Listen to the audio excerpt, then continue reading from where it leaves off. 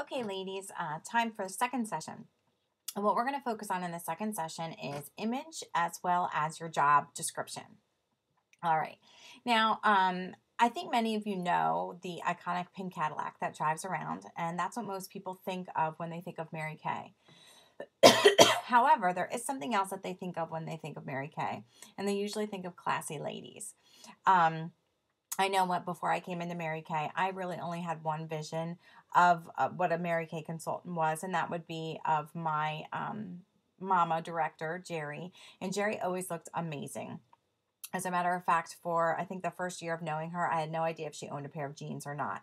But she truly is the epitome of what a Mary Kay consultant should look like. She takes care of herself, obviously, from the neck up, but she also makes sure that she's always looking professional. And in Mary Kay, they ask us, or Mary Kay asks us to wear a skirt. And I know when I first heard that, I was like, that is just about a deal breaker. My legs had not seen the light of day for 10 years. I didn't even wear shorts in the summer because I was so unhappy with my legs. And then the more I thought about it, I decided to go ahead and give it a try because I'm not going to quit over a skirt. But I didn't understand why Mary Kay would make you wear a skirt. Now, let me correct my words. No one's going to make you do anything. You can't get fired at Mary Kay if you don't wear a skirt. And no one's going to go along with you to every single appointment. But when you understand why she asked us to wear a skirt, then maybe it will make a little bit more sense. As you know, when Mary Kay got into this business, she started it for women by women because for years she had been overrun, so to speak, by men. And the men got the promotions and the men got the bonuses. Okay. Well, what do men wear? Men wear suits. Okay.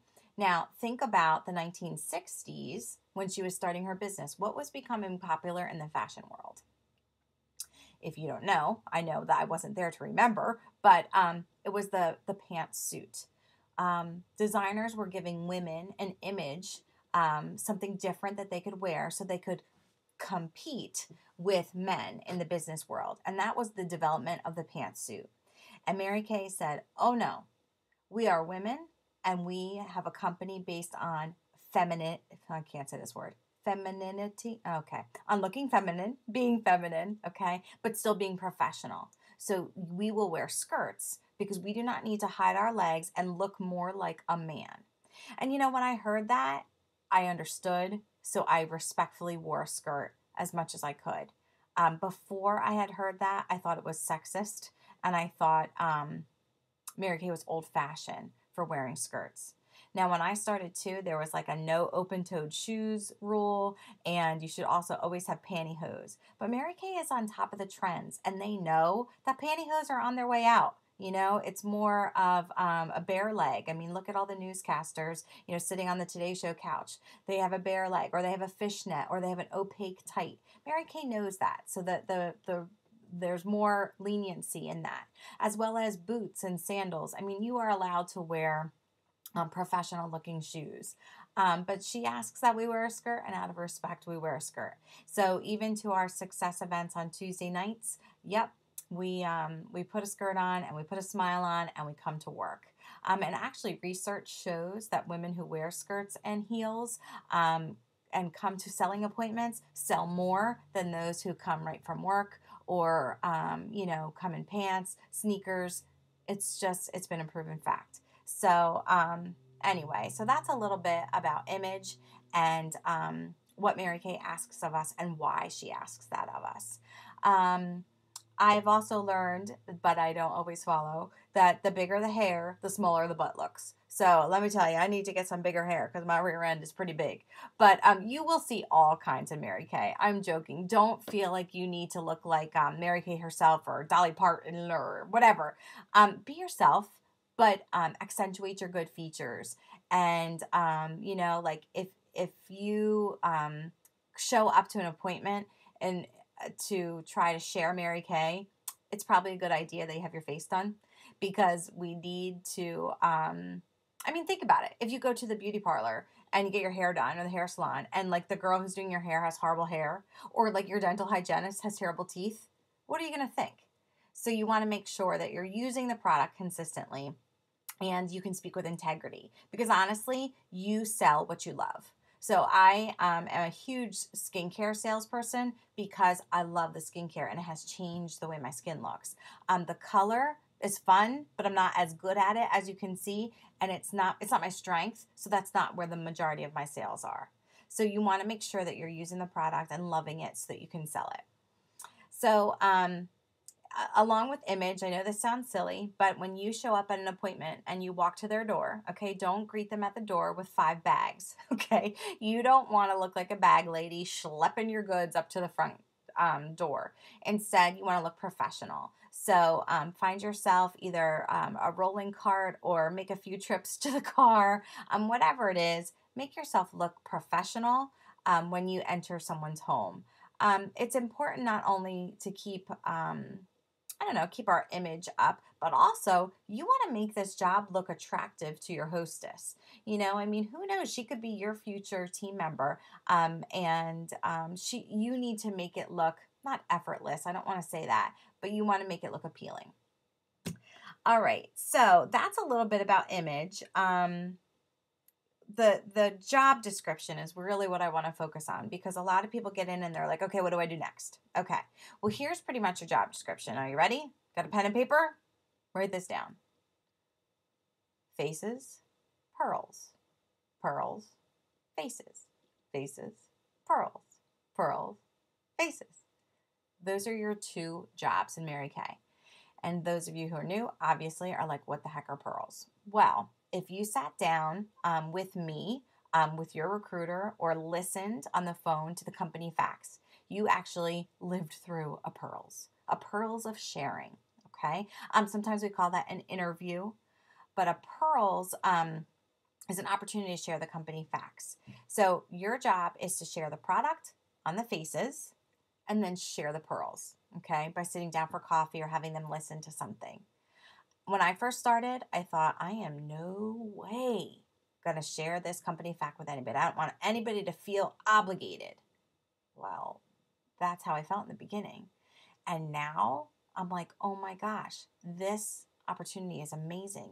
Who am I to hide it? So I'm not asking them for an organ donation. I'm not asking them to sign up. I am asking them to listen or have a cup of coffee with me. And I'm even willing to reward them. So I don't want that to hold you back, the whole idea of recruiting. As a matter of fact, if you're ready to make some money and you're ready to do something in this business and you're ready to drive a car, let's get started. In your first week of business, let's share with 5 or 10 different people. I can almost guarantee that you will have 1 to 2 team members by the end of the week. There's no reason to worry. There's no reason to wait. I offer conference calls. We can get 5 or 6 on at one time on a conference call. We can do a blitz where you and I can meet out at Starbucks or Panera, and your friends could come, every half hour and just listen. So, that's a lot to think about, I know, but that is part of your job. And the other part, of course, is to share the product. And we do that on the face at a one-on-one, which is sometimes called a facial. When it's just one-on-one or one-on-2, we call it a double facial. When you have more than 2 people, we call that a party. That way the person who's doing the inviting could actually get some hostess credits. You plus 2 is a party. So, in your welcome packet or on the new consultant or on the website, you've probably found a script for booking your first 10 to 15 faces. And what you're going to do is you're just going to pretty much tell people, I'm starting a business and I need to borrow your face. Okay. Once she agrees, you say to her, would you like to do that by yourself or with friends? Either way is fine with me. But if you get a couple more faces, it helps me with my training. And sometimes women will do that, just to help you. But then if you say, and you might get some free stuff because of that, they're a little more likely to help you. So, so you want to see the faces and borrow ears as well. Now, on the website, you will find a Power Player Tracker. And I'm looking for my copy here, but a Power Player Tracker is pretty much your checkbook, okay? I know it sounds funny, but you want to record all the people that you see and all the people that you talk to. Okay, and you can find that on my website under, I think it's under communication with your director. You can find the tracker. Now, it might look a little different than this. This has Jerry's heading on the top, but the idea is the same. Okay, I'm coming in close. All right, but you're not going to see it real well, it looks like. Over here, this is where you list your pearls. This is where you list your people that you're sharing with. Again, whether it be out for coffee or on the telephone. Over here, this is where you list your faces, okay? And there's a lot of spaces. There's 40 spaces for faces, and there's 15 spaces for interviews. Now, if you're going to work this business part-time, but you want to make some money, you want to do something with it, you want to be minimum bronze, oh gosh, here we go again, bronze power player. You want to be this level. And it tells you what you need to do here. It tells you minimum of 15 faces. Okay. Now, if you really want to do something with this business and you want to make just not a little money, a decent amount of money, you want to make sure that you are silver or gold every month. This works monthly. Okay. And it's your record book. Okay. As a matter of fact, I have mine right in my planner. And as I see somebody, I write their name, I wrote how much they sold and all that stuff.